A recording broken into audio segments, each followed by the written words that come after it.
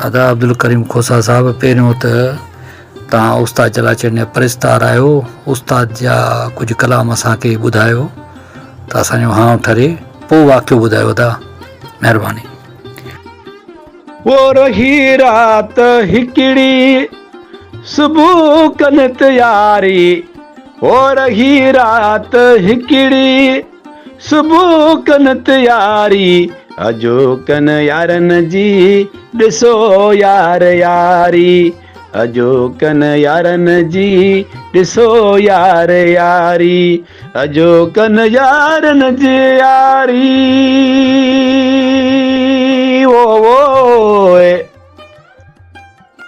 विया को न सुहिणा वो मुख मोकुलाए, विया को न सुहिणा वो मुख मोकुलाए, इहो दर्द दिल खे छॾियो जलाए, विया को न सुहिणा वो मुख मोकुलाए, विया को न सुहिणा वो मुख मोकुलाए, इहो दर्द दिल खे छॾियो जलाए, विया को न सुहिणा।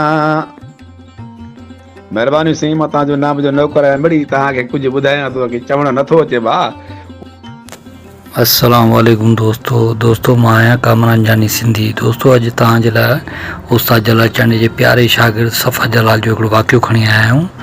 इहो वाक़ियो जेको आहे असांजे प्री प्यारे दोस्त साईं अब्दुल करीम खोसे साहब बयानु कयो आहे, ऐं तमामु भलो वाक़ियो आहे। दोस्तों, तव्हां ॿुधंदो त तव्हांखे मज़ो ईंदो ऐं तव्हांजो दिलि बाग बहार थी पवंदो।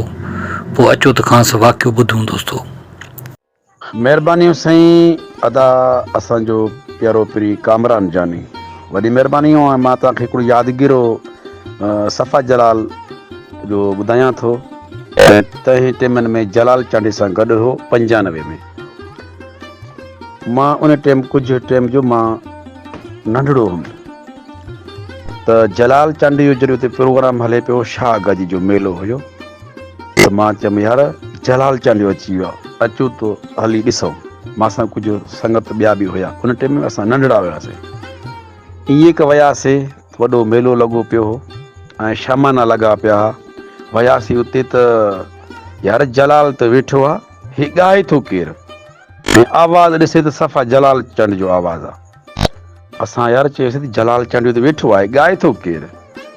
पोइ असां पुछा कयोसीं त हे केरु आहे?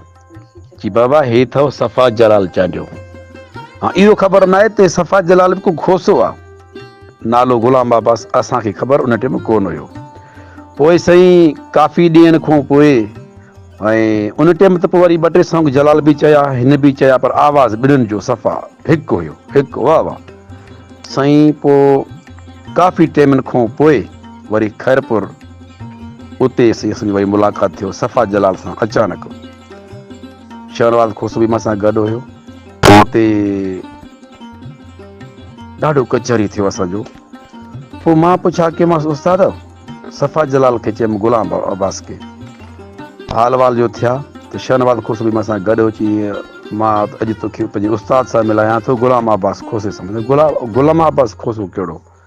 जी मां मिलायां थो। मां सम्झो मिलाई त मां चइबो हे त मां ॾिठल आहे उस्ताद, जलाल चंडी सां गॾु ॾिठोमांसि। केरु खोसो आहे? चई हा भाउ खोसो आहे। पोइ वरी खैरपुर में असांजो मुलाक़ात थियो, वॾो कचहरी बि थियो। पोइ शहनवाज़ खोसो, उस्ताद गुलाम अब्बास ऐं मां। पोइ मां चयोमांसि उस्ताद तुंहिंजे असां सॉन्गनि ते काफ़ी चकर शर्त रखियासीं। शर्त इहे रखियासीं त बाबा ही आवाज़ गुलाम अब्बास खोसे जो आहे। पोइ दोस्त चवनि पिया न जलाल चंड जो आवाज़ु आहे। पोइ असां शर्त रखूं पिया, ज़िद कयूं पिया। पोइ वरी जांच पड़ताल जो कयूं पिया त हक़ीक़त ही सफ़ा जलाल जो आवाज़ु आहे। पोइ उस्ताद सफ़ा जलाल खे मां चयुमि तुंहिंजा जेके बि आवाज़ आहिनि, गॾु वेठासीं कचहरी पिया कयूं, ॾाढो खिलाई मूंखे, मां बि खिलायोमांसि। तुंहिंजो आवाज़ जेके आहिनि त जलाल चांडी जो आवाज़ में मिक्स थियल आहिनि ऐं उन में गुमशुदे आहिनि।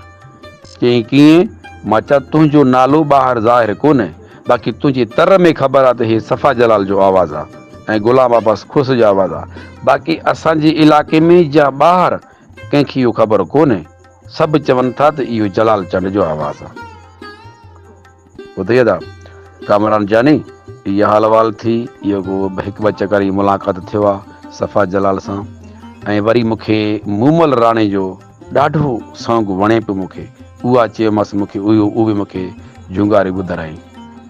वॾी महिरबानी अदा कामरान जानी, मां तुंहिंजो थोराए आहियां। कुझु यादगिरियूं मूंखे आहिनि, वरी मां तव्हांखे ॿिए वाइस बि तव्हांखे वरी ॿुधाईंदुमि। वॾी महिरबानी। मां तव्हांजो भाउ अब्दुल करीम खोसो, शदात कोट। दोस्तों मां सम्झा थो हीउ वीडियो तव्हांखे तमामु घणो पसंदि आयो हूंदो। जे पसंदि आयो हुजे त असांजी वीडियो खे लाइक कयो, कमेंट कयो, दोस्तनि खे शेयर कयो ऐं असांजी चैनल कामरान जानी सिंधी खे सब्सक्राइब ज़रूरु कयो। महिरबानी। अल्लाह हाफ़िज़ दोस्तों।